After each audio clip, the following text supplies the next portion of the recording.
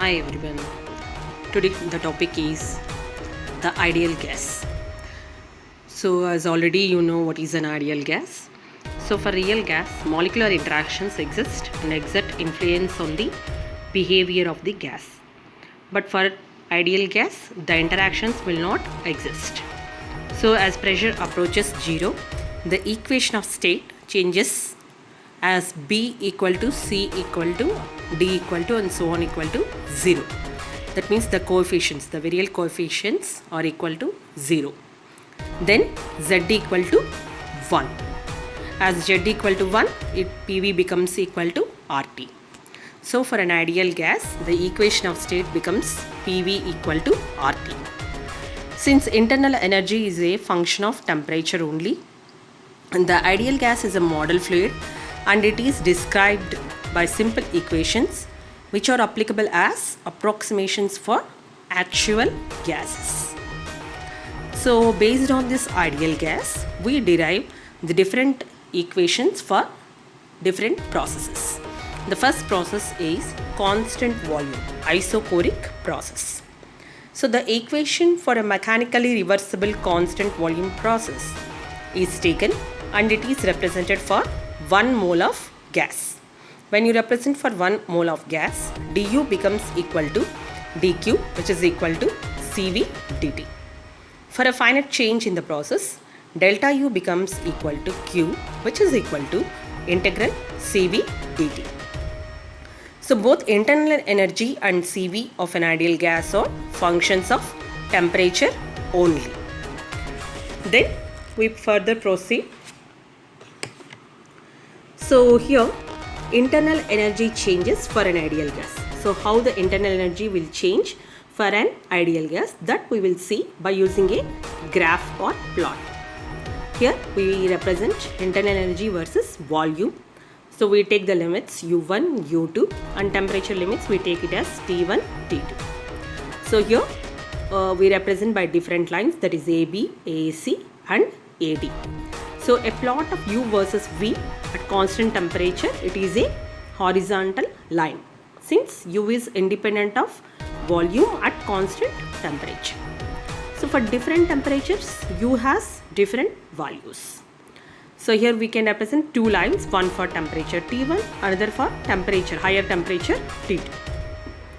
So AB line represents constant volume process for which temperature increases from T1 to T2. So here delta U becomes equal to U2 minus U1, which is equal to delta, which is equal to integral Cv dt.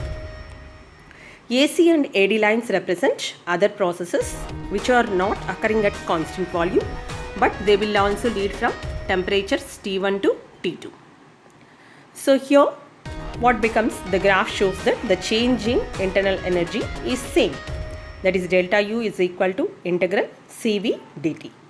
But delta U is not equal to Q for these processes because Q depends on path of the process also, not only the temperature but also path of the process. That's why it is not equal to Q for AC and AD lines. So the next topic is constant pressure, which is also called as isobaric process. So for this we take the equation for mechanically reversible constant pressure non-flow process. Further the equations are dH is equal to dQ, which is equal to Cp dt. Then for the finite change or integrating, we get delta H is equal to Q, which is equal to integral Cp dt. So here also enthalpy and Cp depends on temperature only. So delta H becomes equal to integral Cp dt for all the finite processes. So now we can see the relation between Cp and Cv for an ideal gas. So here we can represent the enthalpy H is equal to U plus RT. When we make differential of this, dH becomes equal to du plus R dt. So as you know, dH becomes equal to Cp dt, which is equal to du is Cv dt plus R dt. So taking out the differentials, we get Cp becomes equal to Cv plus R.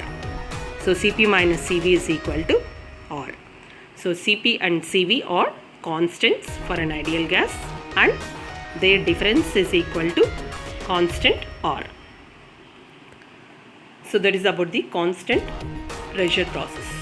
Then the constant temperature process, which we call it as isothermal process.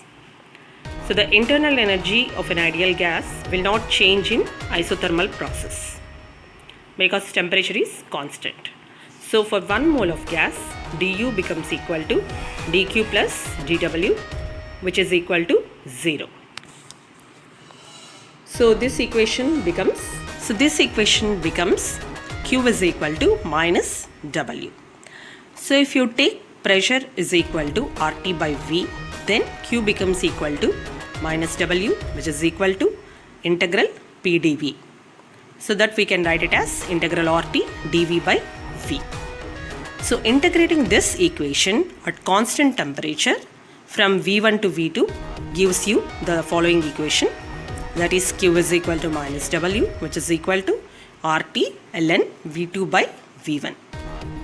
Similarly, if we take P1 by P2 is equal to V2 by V1 for isothermal process, that is a constant temperature process, then Q becomes equal to minus W RT ln P1 by P2. That is the V2 by V1 is replaced by P1 by P2. In the next session, we will see about adiabatic process and polytropic process.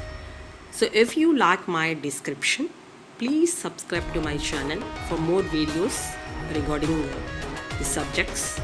Please like, share and comment. Thank you very much.